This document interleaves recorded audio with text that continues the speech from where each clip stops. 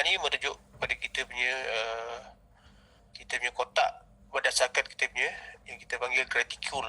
Graticule kat mana graticule? Graticule kat tengah-tengah ni. Titik tengah ni. Tengah yang di sini kita panggil graticule. Yang tengah-tengah ni adalah kotak lah. Dia punya division. Saya akan terangkan balik lah macam mana nak kira division. Okay, dan kalau kita lihat di sini, kita punya board division ni dibagikan pada 3 lah. Ada AC, ada ground, ada DC. Jadi dalam vertical control kita boleh ukur measurement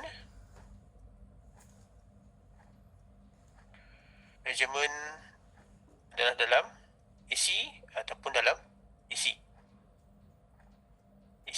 DC board lah. Board.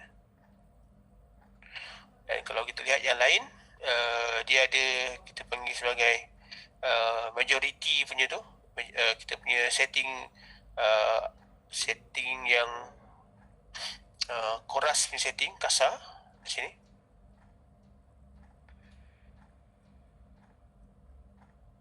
Di sini ada tulis point 1, point 2 dan seterusnya, dan kita ada calibration tengah-tengah ni lah. Ni kalau yang lama, yang sekarang tak ada pun. Hanya ada chorus. Yang fine tune dia tempat lain.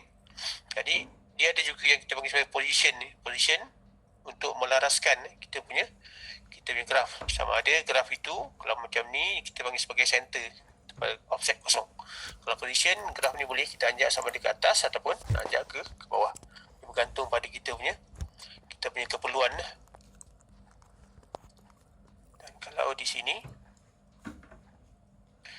okay, jadi itulah bahagian pertama. Vertical control adalah untuk mengukur aras voltan, okay, yang bergerak ke atas dan ke bawah. Jadi kalau kita tengok kepada block diagram, block diagram oscilloscope, okay, dia ada input, okay, kemudian dia masuk pada ni yang asas, ni vertical control, vertical, kemudian dia masuk horizontal.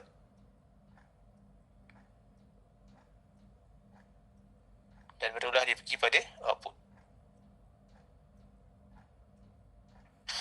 Okay, yang di sini kalau tengok pada block diagram yang asas, dia ada plate lah. Dia ada plate vertical, kemudian dia masuk plate horizontal dan seterusnya. Ini nanti saya terangkan satu-satu.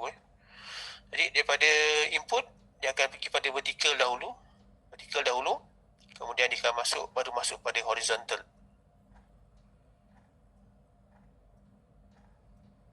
Yang ketiga adalah kita punya horizontal control.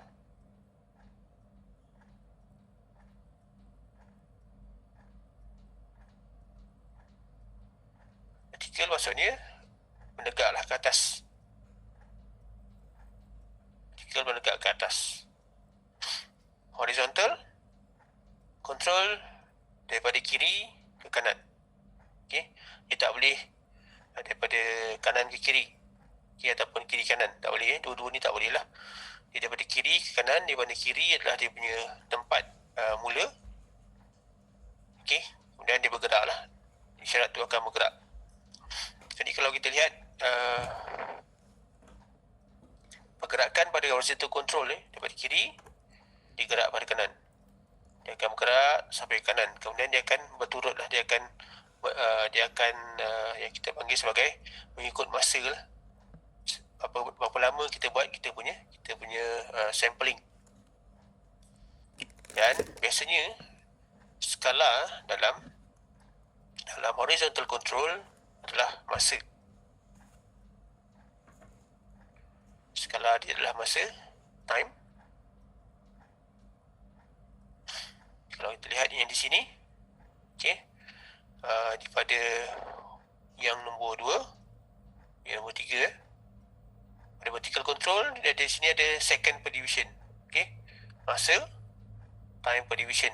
Sama ada masa tu dalam bentuk saat ataupun dalam milisaat. Di sini ada second, dan dalam milisecond ada microsecond. Bergantung pada dia punya sampling. Kalau saat, jadi satu pergerakan daripada satu titik ke titik yang lain begini, satu kotak ke satu kotak. Okey, bergantung pada kita punya division lah. Kalau satu saat, okey, kalau ambil satu saat per division, jadi pergerakan dalam satu titik mengambil masa satu saat, lebih kurang macam tu lah. Kalau 1 milisecond, satu titik grid di sini dia akan ambil 1 milisecond. Dia tengok pada berapa lama kita punya sampling dan bagaimana nak tengok dia punya graf. Dan apa yang kita boleh ukur sini adalah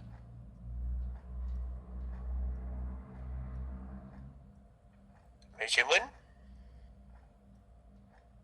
dalam period, okey, period, masa ataupun frekuensi.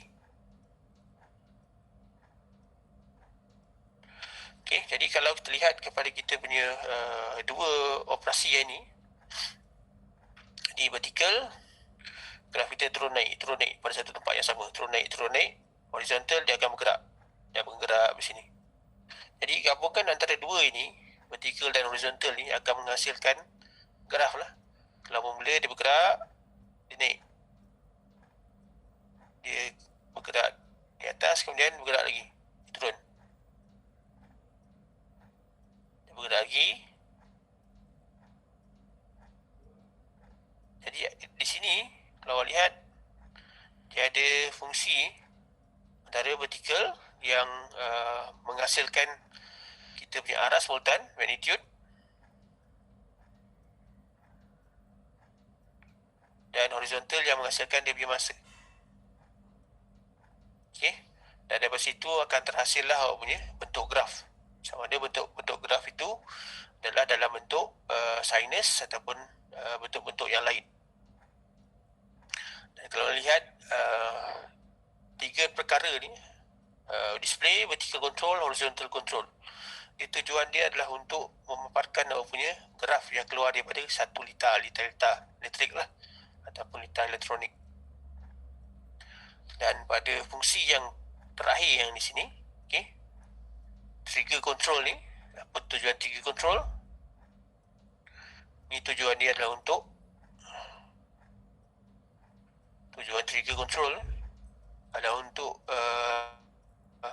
menstabilkan, untuk stabilize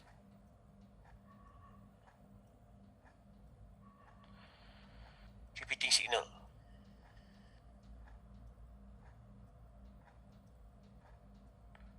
Okay, supaya awak punya graf yang dipaparkan itu, okay, screen graph itu adalah graf yang berulang. Graf yang awak paparkan itu adalah graf yang stabil. Jadi inilah konsep dalam analog oscilloscope. Tetapi apa beza dia dengan digital? Kalau kita lihat kepada analog oscilloscope dan digital, konsep dia sama. Okay? Cuma dalam analog, okay, setiap masukan itu adalah disampel secara continuous, okay? Berterusan lah. Tapi kalau dalam digital, okay, skrin dalam digital oscilloscope, apa yang berubah? Di sini dia ada vertical, dia ada horizontal, sama juga. Okay, ini kalau analog, oscilloscope.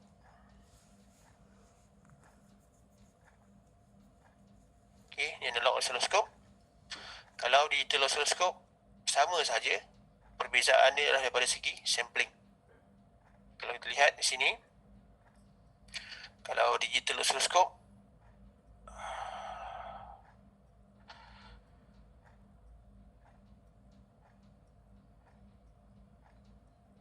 okay, yang pertama ialah kita punya input, kedua dia akan masuk pada vertical, sampling, kemudian pergi pada horizontal, sampling, kemudian kemudian pergi pada DAC, digital to analog converter, kemudian pergi pada output. Okay, apa maksud vertical sampling? Okay, kalau vertical sampling dan juga horizontal sampling. Okay, kalau dalam bentuk graf analog biasa beginilah. Okay, apa yang dimaksud sebagai sampling dalam satu graf ni, dia akan ambil beberapa titik lah. Okay, so dekat digital oscilloscope bentuk dia begini lah.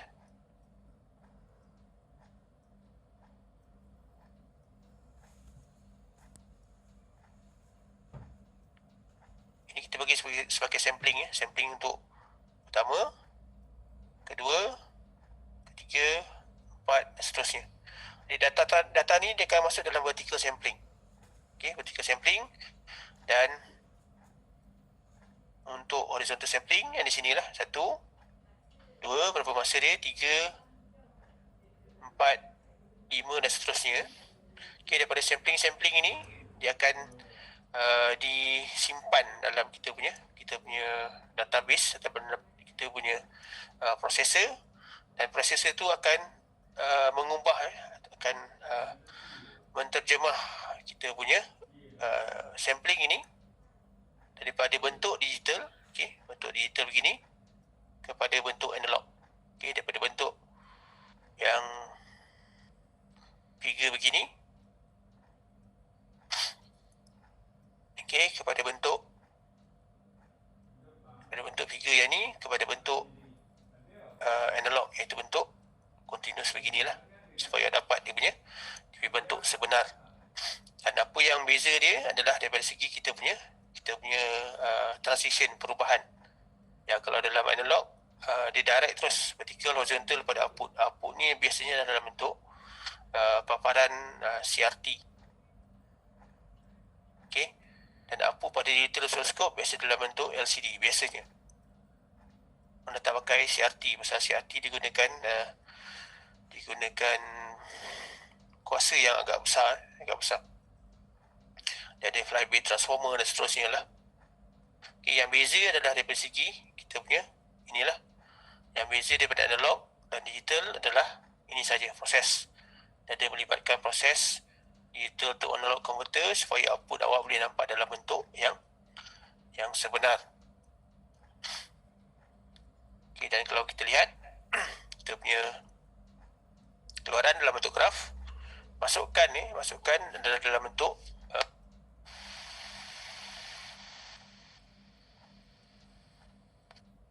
channel. Dalam contoh yang ni kita hanya ada satu channel saja, iaitu channel masukkan di sinilah. Dan masukkan ni adalah menggunakan probe. Dan kalau kita lihat probe ni dia ada dua posisi, iaitu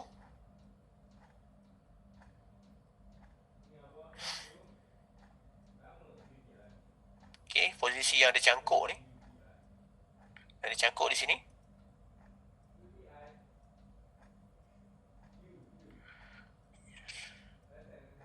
Yang ada cangkuk ni adalah kita panggil sebagai masukkan positive input. Dan ground clip dah untuk ground lah, bumi. Okay, dan kita ada juga selector sama ada nak kali 1 ataupun kali 10. Tujuan lah untuk besarkan untuk attenuate punya graf lah. Sama ada nak lebih besar ataupun lebih kecil. Jadi kalau kita lihat di sini, probe ni, apa yang berada pada probe adalah sebenarnya dalam probe tu, nombor 5 adalah kita punya probe. Okey, yang berada dalam probe adalah terdiri daripada perintang, okey, dan juga capacitance. Ini basic dia lah. Kita punya in, nanti ni akan pergi pada hook lah. Dan ni kita punya ground clip.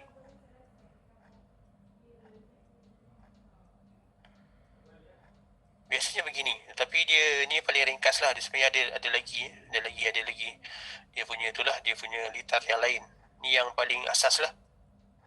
Jadi kat manakah kita punya ini akan masuk pada kita punya channel 1.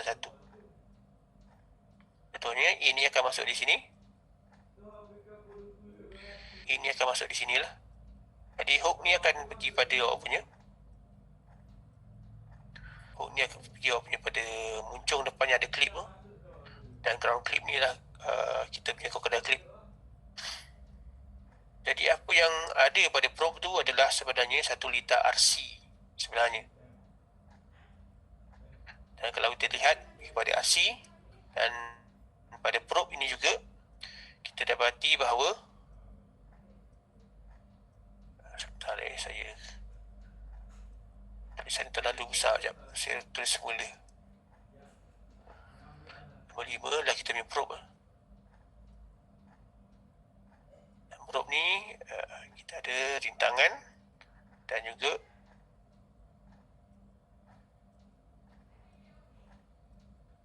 kita ada rintangan dan kita ada capacitance. Yang ni kita punya input lah.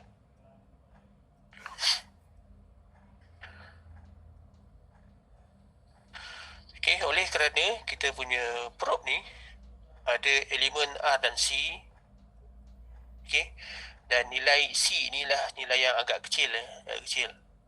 Jadi apa yang berlaku di sini, di mana kita ada yang kita panggil sebagai, dalam probe ni ada capacitive reactance. Jadi yang di sinilah. Okay, dan capacitive reactance ni akan berkurang, akan decrease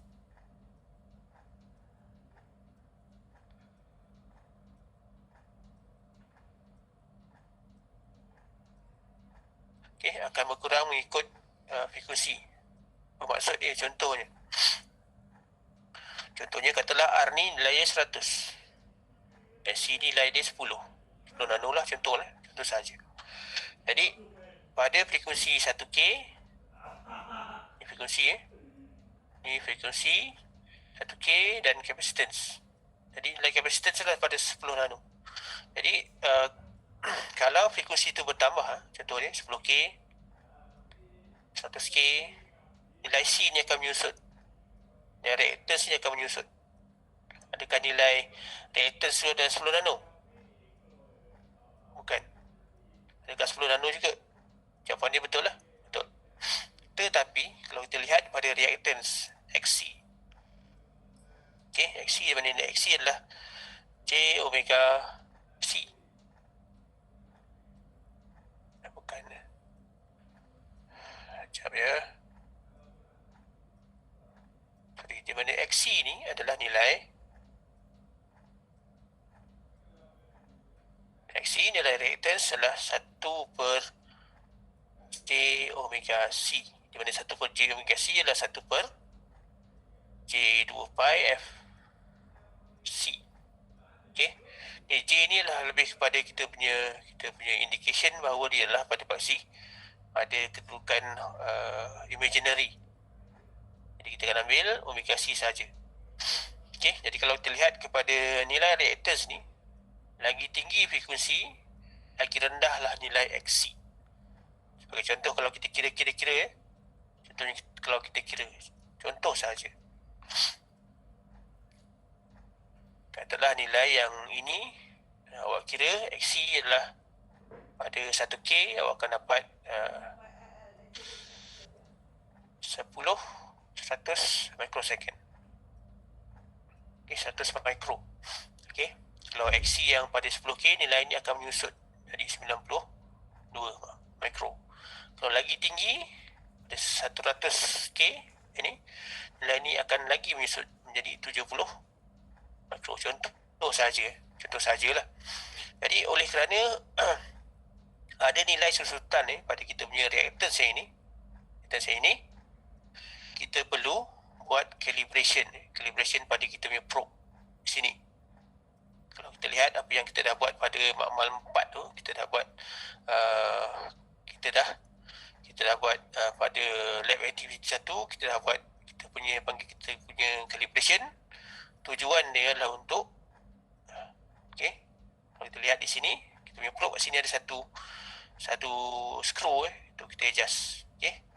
Jadi apa tujuan probe adjustment tu? Jadi probe adjustment ataupun probe calibration, tujuan dia lah untuk mengatasi masalah yang inilah. Probe calibration, tujuan utama adalah untuk mengatasi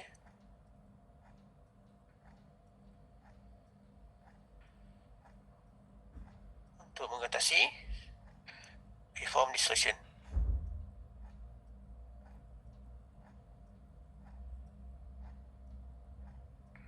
Apa yang berlaku pada kita punya graf pada ideal adalah bentuk beginilah, ideal segi 4. Kat mana nak dapat segi 4 adalah pada masukan dan juga kita punya reference internal oscillator. Ni kita panggil keadaan normal. Jadi kalau keadaan yang lagi tinggi, yang ini, kalau ada spike atas sikit ni,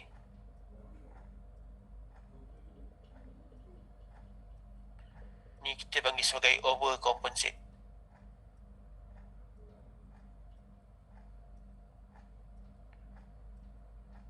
Kalau graf kita dalam bentuk ada sedikit terpotong,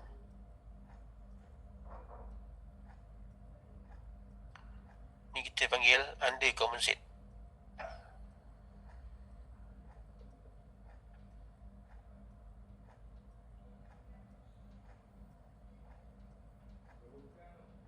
Jadi untuk probe calibration, kita kena pastikan bahawa kita punya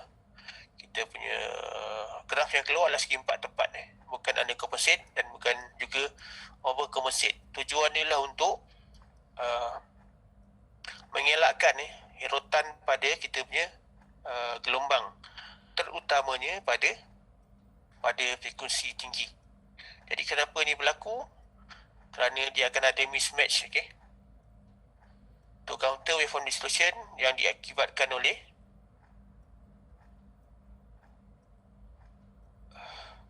mismatch, yang diakibatkan oleh yang ketidaksetaraan antara masukan dan juga keluaran.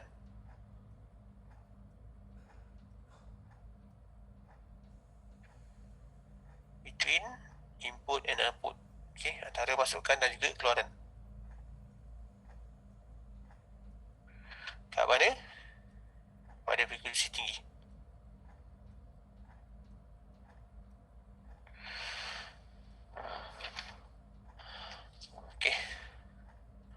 Alright, ada pertanyaan untuk setakat ni untuk kita punya oscilloscope.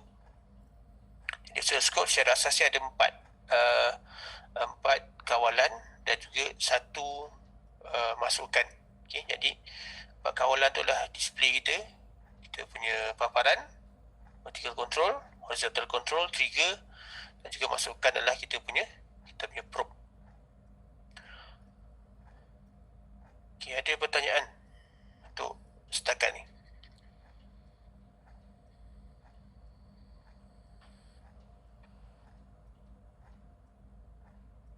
Ada pertanyaan nak tanya?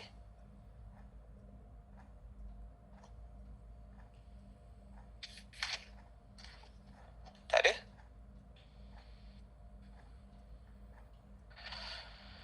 Tak ada, Tuan. Tak ada. Kalau tak ada, kita masuk pada topik yang lain. Topik masih topik sama, tapi di sini kita nak tengok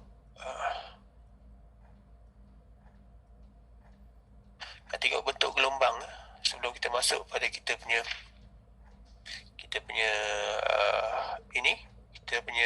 pengukuran. Kita nak tengok pada kita punya bentuk-bentuk gelombang. Gelombang ada banyak jenis gelombang, iaitu kalau kita lihat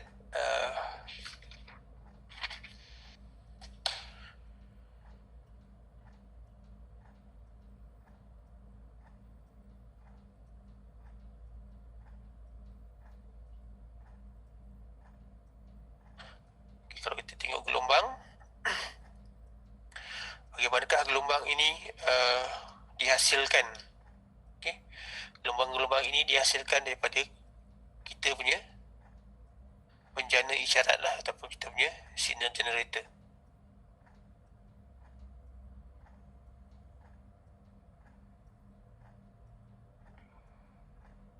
Dan signal generator kita ini adalah terbiasa terbagi pada beberapa bahagian lah. Nanti saya akan masuk satu-satu ya. Jadi tujuan signal generator ni, tujuan utama adalah untuk memberikan nama ataupun membekalkan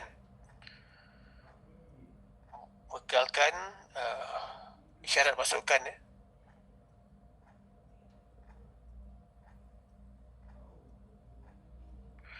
kepada kita punya sistem lah, ataupun kita punya litar lah. Jadi ada beberapa jenis ni. Beberapa jenis nanti saya akan terangkan satu-satu. Yang biasa common, yang biasa awak nampak adalah bentuk sine.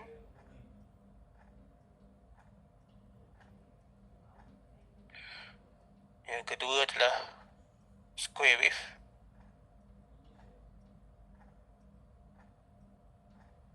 Square wave ni ada beberapa bahagian ya. Satu lagi adalah pulse. Yang ketiga, sawtooth. Ada juga dipanggil sebagai RAM. Yang keempat adalah trapezoid ataupun triangular. Dan yang kelima adalah bentuk modulation signal.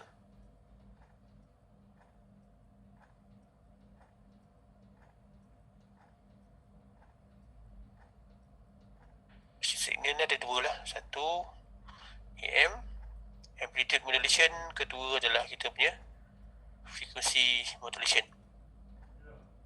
Jadi daripada 5 bahagian ni, nanti saya akan terangkan satu persatu lah, tapi tak semua dia punya bentuk-bentuk gelombang. Jadi daripada situ, kalau kita lihat pada kita punya ukuran pada kita punya oscilloscope, ataupun kita punya apa yang dihasilkan oleh signal generator adalah bentuk isyarat signal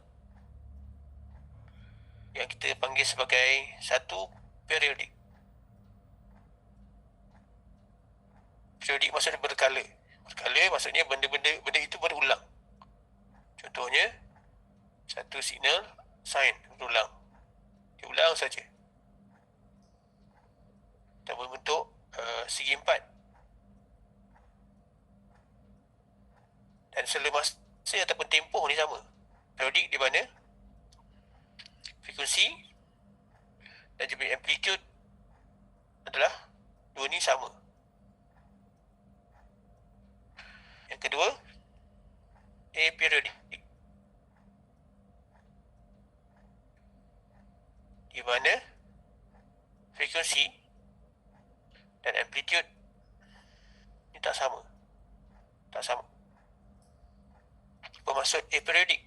Aperiodic kalau kita lihat pada kita punya ini, satu gelombang segi empat, ada selama masa ni pun tak sama. Kita panggil sebagai aperiodic.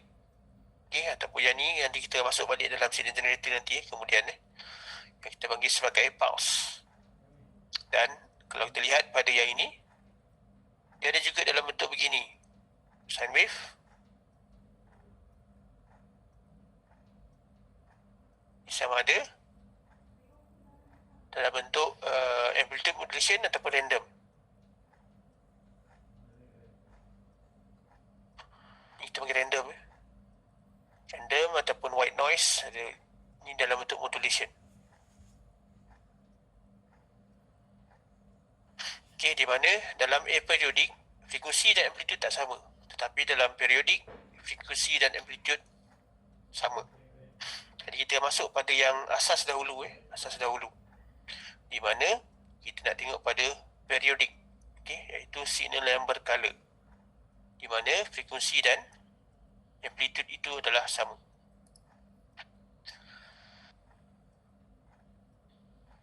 Okey, dalam kita punya isyarat yang utama, dalam kita punya isyarat sama ada periodik ataupun aperiodic,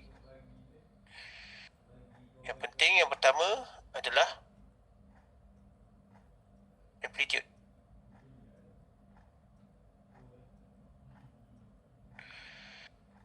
Ataupun orang panggil magnitude. Magnitude pun sama jugalah.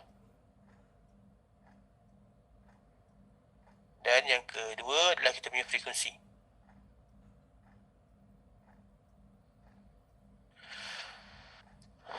Okey, dan kalau kita lihat kepada kita punya osiloskop tadi, okey, osiloskop yang ini. Okey, osiloskop, apa yang dia boleh ukur dalam osiloskop adalah beberapa item sahaja. Iaitu apa yang osiloskop boleh measure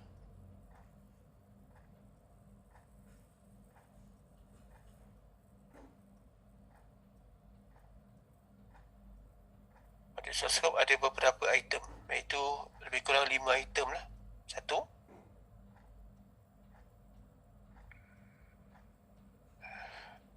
voltan arus terus. Kedua, voltan arus ulang alik. Ketiga, masa, time ataupun period.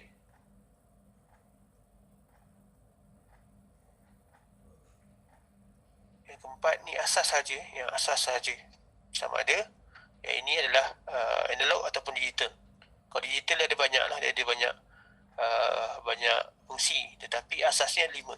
Okey, DC, volt arus terus, volt arus ulang alik, masa, period. Keempat dah frekuensi. Yang kelima adalah phase shift. Jadi ada, kalau kita lihat pada kita punya multimeter itu, kita boleh ukur beberapa bahagian jugalah, DC volt, AC volt, arus, rintangan. Okey. Tapi kalau kita lihat di sini, dalam osiloskop dia hanya boleh ukur voltan sahaja. Arus tak boleh. Okey, arus kena guna multimeter. Dia tak boleh nak plot gelombang arus, tak boleh. Dan kalau kita lihat kepada kita punya frekuensi ini juga, saya akan tunjukkan beberapa jenis frekuensi lah. Okey, yang pertama yang biasa dalam isyarat kita ada amplitude ataupun magnitude dan juga frekuensi. Kalau kita lihat kepada kita punya bentuk gelombang ini, bentuk gelombang ataupun bentuk graf yang ni, okey, yang ini dibahagikan pada 5 kotak tu, 2, 3, 4, 5 sebelah melintang ni, okey, yang bergantung pada masa dan juga kita punya amplitude 1, 2, 3, 4, 5. Okey, sebagai contoh, katalah diberikan gelombang 1 A ni, gelombang sinus. Okey, V peak,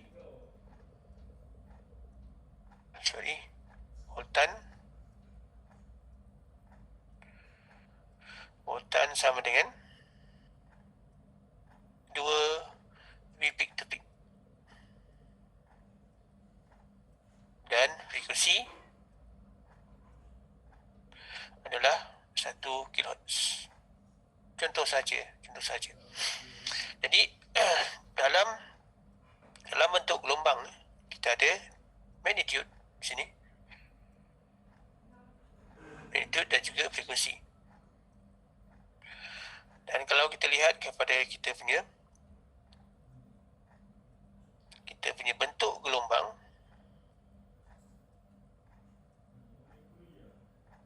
sini, kalau kita tengok pada bentuk gelombang,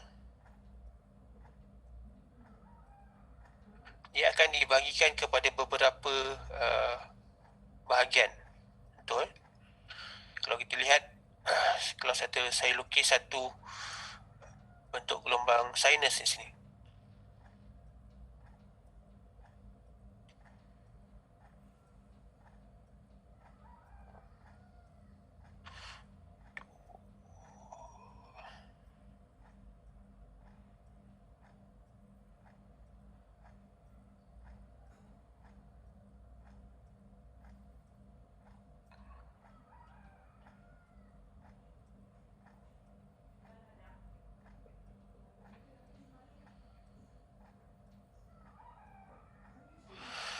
Okay, sekiranya kita punya bentuk gelombang ni adalah dalam bentuk simetri. Okay, simetri maksud sebelah atas yang ni dan sebelah bawah ni sama. Dan dia, kalau kita bagikan, dia akan terbahagi di tengah-tengah beginilah. Tengah begini. Kedudukan puncak daripada kita punya garis simetri. Bukan daripada garis simetri kita kepada puncak. Sama ada puncak ni sebelah atas ataupun puncak ni di sebelah bawah. Puncak ni kita panggil sebagai peak. Okay. Puncak ni kita panggil sebagai peak. Itu kita punya puncak lah. Jadi kedudukan pada garis simetri pada kita punya puncak ni kita panggil sebagai peak. Dan apa yang kita boleh ukur pada osiloskop kita adalah voltan saja. Yang ini kita panggil V peak. Sama ada V peak tu yang tinggi ataupun V peak yang paling rendah. Jadi sekiranya puncak daripada garis simetri, ini pun kita panggil juga sebagai peak. Itu puncak di yang sebelah atas dan puncak yang di sebelah bawah. Jadi jarak antara puncak dan puncak, okey, satu puncak sini, ini peak,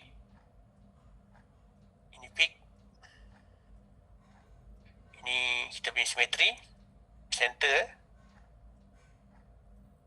kosong. Kedudukan ini kita panggil sebagai peak. Maksud dia voltan daripada puncak ke puncak lah. Yang ni kita panggil sebagai V peak to peak. Dan kalau kita lihat kepada kita punya elemen yang ini, okey, elemen ini, kita dapati bahawa kita ada V peak dan juga V peak to peak. Kalau kita lihat juga elemen lain, iaitu elemen masa yang daripada atas ke bawah ni adalah elemen volt. Okay. Voltage. Daripada kiri ke kanan ni adalah elemen masa, time. Jadi daripada time kita boleh dapatkan kita punya period, okay? Kita punya masa. Apa yang dipanggil sebagai period.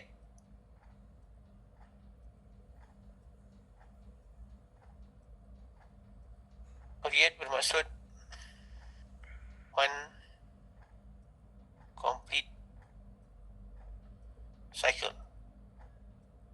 Maksudnya daripada kitaran pertama yang membentuk satu kitaran yang lain lah.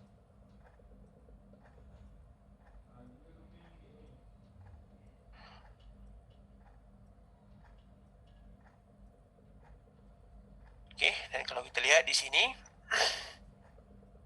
tadi kita dah ada voltan, peak dan juga V peak to peak, dan kita ada masa. Dan masa ni dia akan mengikut kitaran. Oleh kerana kita ada gelombang yang kita panggil sebagai periodik gelombang, kita kena tengok berapakah dia punya kitaran penuh. Kitaran penuh adalah pada 360 darjah. Kalau kita lihat di sini, gelombang kita daripada bentuk gelombang yang ini. Okey, daripada kosong dia naik di sini, tiba satu puncak, dan inilah kita punya masa, kita punya masa lah. Dan kemudian dia turun semula, berhenti kosong. Okey, katakan titik pertama ni kita dah titik kita punya titik mula, start. Kalau untuk satu gelombang penuh, titik mula mestilah pada sama tempat. Okey, maksudnya pada sama aras. Okay, kalau start kita kosong, end pun adalah pada kosong. Jadi kalau dan gelombang itu mestilah berulang. Okey, kalau kita tengok pada yang pertama ni, dia ada bukit pertama, naik turun, kemudian adakah dia berulang? Kalau dia berulang bukit juga macam ni, maksud dia berulang lah. Tapi dalam contoh ini, kita dapati bahawa nilai ni tak sama. Dia ada nilai yang satu lagi. Dia turun, dia pergi pada bukit kedua, dan juga kembali pada aras yang sama di sini. Contoh. Jadi kita ada dua bahagian, satu bahagian positif, satu bahagian negatif. Okey. Adakah ni berhenti? Kita tengok pada graf satu lagi. Graf satu lagi dia naik semula. Dia sampai titik semula. Maksud kawasan ni dah berulang daripada graf yang pertama. Jadi di manakah kita punya period? Period kita sebenarnya adalah pada lokasi di mana dia bermula dan dia berakhir. Kalau kita lihat di sini, kita punya posisi period adalah tempoh di sini lah, start dan juga end. Ini kita punya period. Okey, daripada itu kalau kita nak terbitkan persamaan, jadi antara peak dan B peak to peak, apakah beza dia? Okay, asasnya adalah B peak. Jadi kalau kita lihat, pertama adalah kita punya B peak lah. Jadi B peak adalah nilai B peak to peak dibahagikan dengan 2. Maksudnya kalau nilai B peak to peak adalah 2 kali B peak. Yang kedua, BRMS adalah apa yang kita dapat secara kiraan, bukan dapat secara dalam graf di osiloskop, di mana BRMS adalah 1/2 BP. Ya, ada nak tanya? Encik, yang VPP tu dia sama dengan kosong ke? Ya, Yang VPP tu dia sama dengan kosong ke? tak sama. Okey, jadi contoh. Kalau kita lihat di sini, contohnya, katalah sini V peak kita ada 1, 2, 3. Ni 3 3 volt lah contohnya. Dan kalau kita lihat di sini 1, 2, 3 volt. 3 volt juga. Kalau kita lihat di sini, dia akan ambil ni positif 3 volt. Yang ini minus 3 volt. Okey. Tapi kalau kita tengok V peak to peak di sini, dia akan kira daripada kosong ni bermula dekat bawah sini. Kosong ni bermula di bawah ni lah. Jadi 1, 2, 3, 4, 5, 6. Jadi V peak to peak akan dapat 6 volt. Dia tengok pada dia punya center dia dekat mana. Kalau V peak, center dia di tengah-tengah, di kawasan simetri. Tapi kalau V peak to peak, dia bermula pada yang paling bawah. Jadi V peak to peak tak akan dapat nilai kosong lah. V peak to peak akan dapat nilai positif. Daripada yang bawah ni kita ambil sebagai kosong, atas ni kita punya positif. Jadi kalau kita tengok, minus 3 dan 3, kalau tambah kosong kan. Tapi kalau kita ambil peak yang paling bawah ni, kita ambil sebagai kosong. Jadi V peak yang paling tinggi kita akan dapat lebih kurang 6 kotak lah sini. 1, 2, 3, 4, 5, 6. Jadi V peak to peak akan dapat 6 volt. Iaitu 2 kali ganda daripada kita punya V peak. Okey, ada pertanyaan? Kena kira kotak lah maksudnya?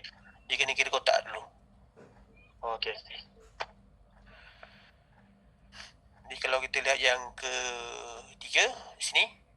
Ni juga terbitan adalah V average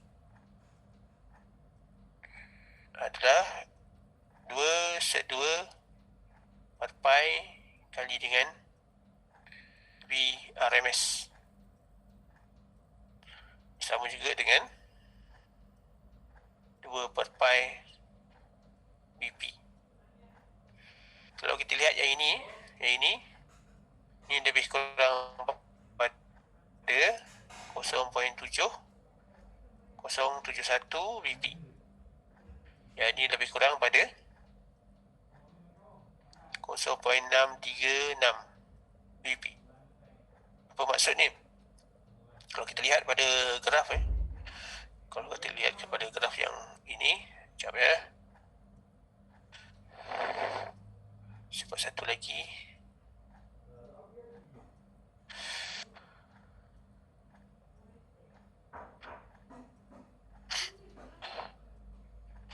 Okey, bermaksudnya kalau dalam bentuk graf biasa,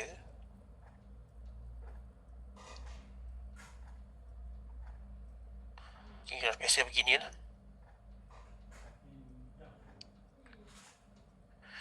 Kosong, ini kita punya V peak. Di manakah VRMS? RMS pasien dalam ni 50 50. RMS adalah pada keadaan di sini.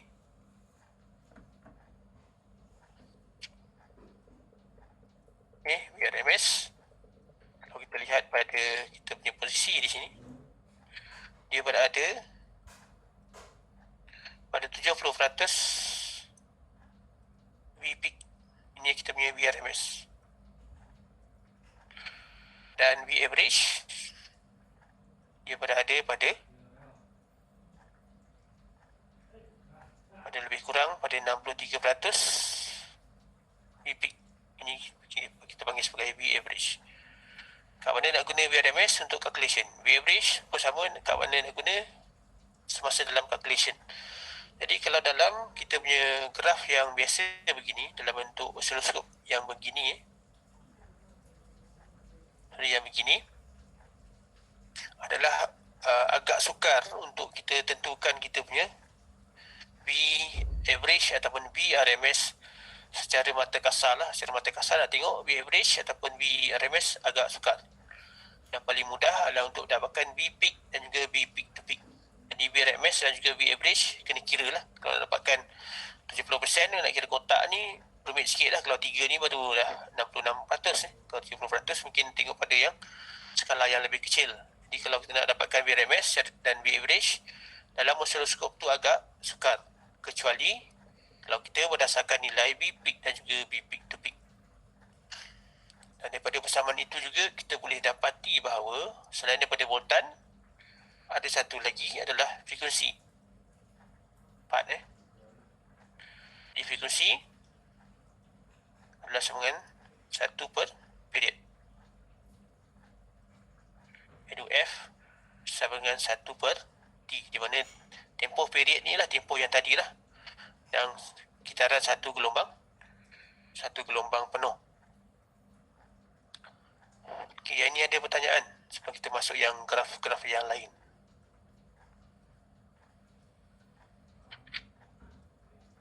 Okay, ada pertanyaan? Nak tanya?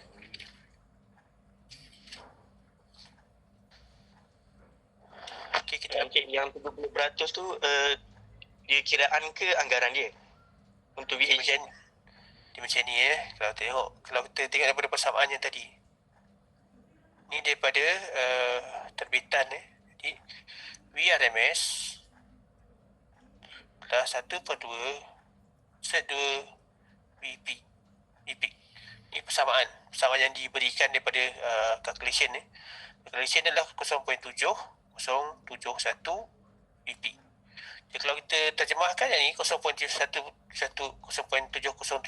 ni adalah lebih kurang 70%. Katakanlah 0.5 ialah maksud 50%. Jadi kalau 0.7071 dia maksud 70.71% daripada nilai BP. Okey. Kalau BPIC saja maksudnya nilai ni adalah pada nilai 100%. Jadi kalau kita ambil yang ini lebih kurang pada 70.71% daripada BPIC ni sebagai nilai anggaran dalam ni nilai kiraan dalam kita punya persamaan. Tetapi kalau nilai anggaran kita ambil daripada nilai yang ini, dan nilai kita punya oscilloscope ni, kalau nak dapat nilai anggaran pada nilai VRMS tu agak sukar kerana dia dapat nilai kasar saja, bukan nilai yang lebih tepat. Oleh sebab tu untuk VRMS dan juga V average, awak kena kira daripada nilai B peak, bukan dapat anggaran katalah kita anggar-anggar macam ni. Katalah kita agak-agak ni 70%. 70% ini daripada nilai 70% contohnya. Jadi nilai itu adalah nilai yang kurang tepat berbanding dengan nilai yang kita kira berdasarkan B peak. Kalau gelombang lalu mudah untuk tu. Kalau gelombang dia tengok gelombang. Dia tengok gelombang lah, gelombang apa yang kita nak gunakan. Sama ada gelombang sinus yang biasa, gelombang segi empat ataupun gelombang segi tiga. Dia tengok bentuk gelombang kita punya B peak ni. Dia tengok bentuk gelombang lah.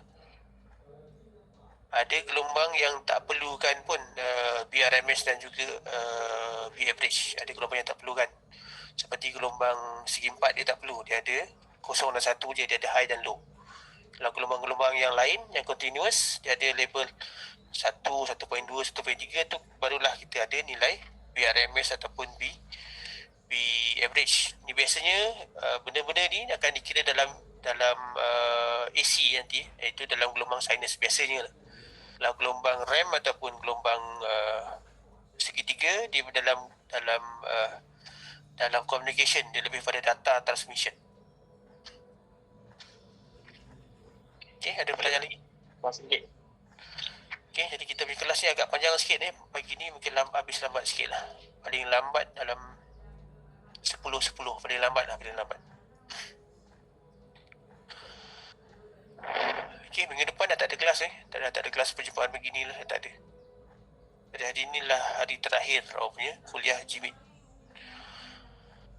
Okay, kita pergi pada bentuk gelombang yang lain satu lagi.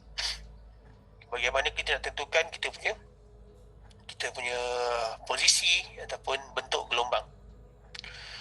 Okey, katalah voltan tu adalah 2 V peak to peak dan dia punya frekuensi tu adalah pada 1 kHz. Jadi bagaimana kita nak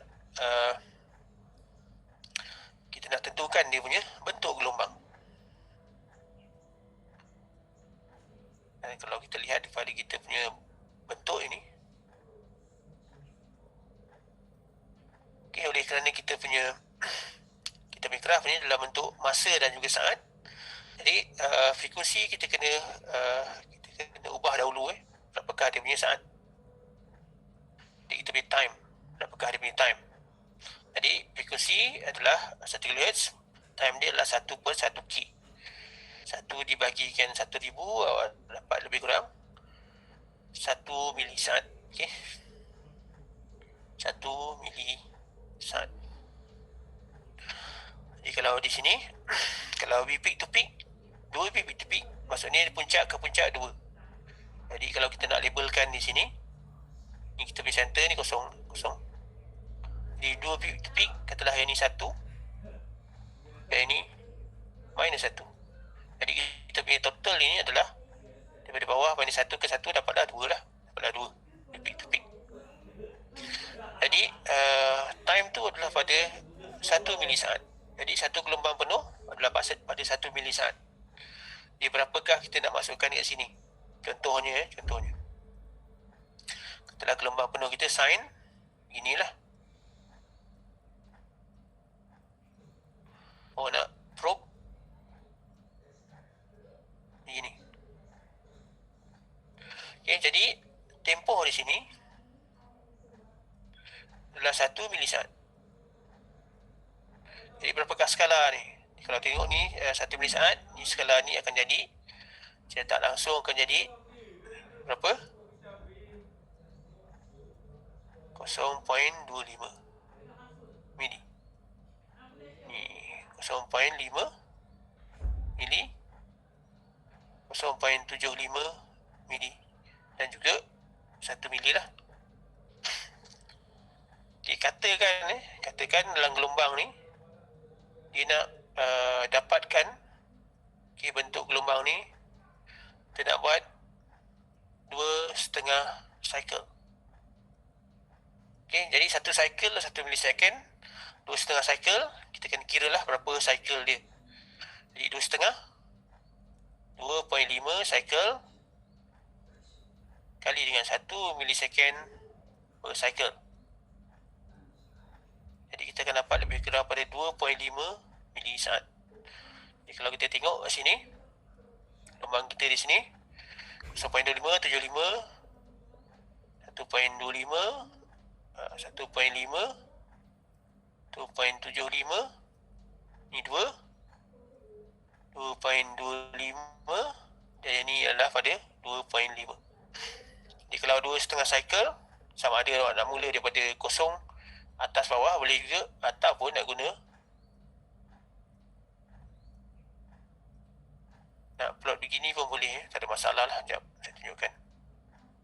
Nak plot daripada bawah ke atas ni boleh, tak ada masalah pun sebenarnya. Mana-mana boleh lah. Jadi kalau 2,5 cycle, tambah lagi 1 cycle di sini lah.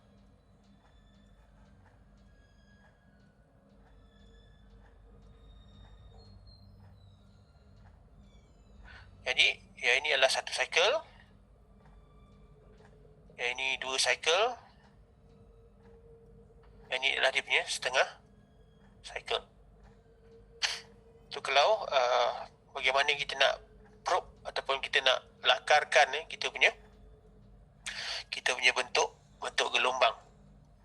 Kalau diminta dalam beberapa kitaran. Ni kalau dalam bentuk gelombang sinus gelombang sinus. Okey, jadi kalau bentuk gelombang lain, kalau bentuk gelombang lain dia ada bentuk sekejap saya